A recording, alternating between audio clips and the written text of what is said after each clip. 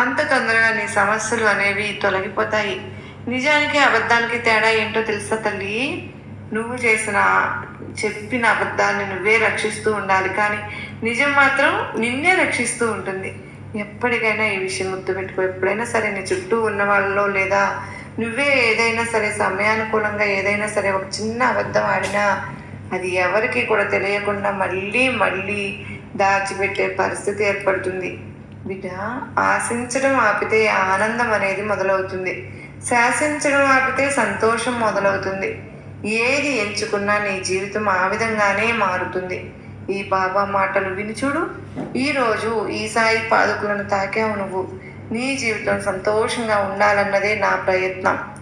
తల్లి, ఈ బాబా పాదాలు పట్టుకున్నావు. నిజంగా నువ్వు ఏమి కోరుకున్నా అది జరిగిపోతుంది అని నువ్వు ఆశపడుతున్నావు. మనస్ఫూర్తిగా నువ్వు